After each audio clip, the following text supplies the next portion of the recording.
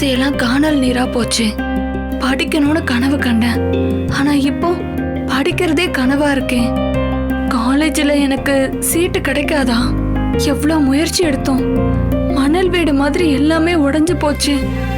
இப்ப என்ன பண்றது?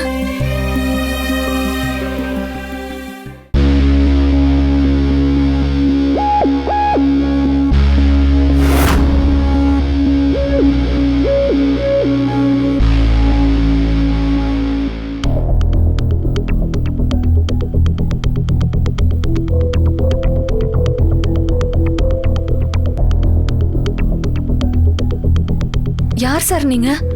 உங்களுக்கு என்ன வேணும்? இந்த புக்ஸ் எல்லாம் நீங்க தான் கொண்டு வந்து வச்சிருக்கீங்களா?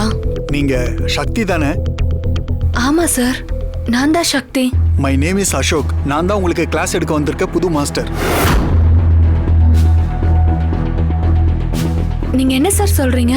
கொஞ்சம் புரியுற மாதிரி சொல்லுங்க சார். ஓகே ஓகே, உங்களுக்கு புரியுற மாதிரியே நான் சொல்றேன். இந்த புக்ஸ் எல்லாம் உங்களுக்கான புக்ஸ் தான். உங்களுக்கு ஹோம் டியூஷன் எடுக்கிறதுக்காக சிவா சார் என்ன அனுப்பி வச்சாரு. சிவா சாரா? ஆமா மேடம், சிவா சார் தான் இங்க என்ன அனுப்பி வச்சாரு. நீங்க படிக்கிறதுல ரொம்ப ஆர்வமாவும் ஆசையாவும் இருக்கீங்க. அதனால உங்களுக்கு கிளாஸ் எடுக்கணும்னு சொல்லி சிவா சார் தான் என்ன அனுப்பி வச்சாரு. ஆனா சிவா சார் இத பத்தி என்கிட்ட எதுவுமே சொல்லலையே. Hi sir. சிவா சார், நீங்க தான் இதெல்லாம் ஏற்பாடு பண்ணீங்களா? ஆமா சக்தி, நீ யாரோட உதவியும் இல்லாம படிக்க ட்ரை பண்றன்னு எனக்கு நல்லாவே தெரியும். நீ காலேஜ்குள்ள போனப்ப அங்க ஒன்னு சேர்த்துக்கலங்கிற விஷயமும் எனக்கு தெரியும். ஸோ எந்த காரணத்தினாலையும் உன் படிப்பு நின்றக்கூடாதுன்னு சொல்லி தான் நானே உனக்கு பர்சனலா கிளாஸ் அரேஞ்ச் பண்ணி உனக்கு சர்ப்ரைஸ் கொடுக்க முடிவு பண்ணேன்.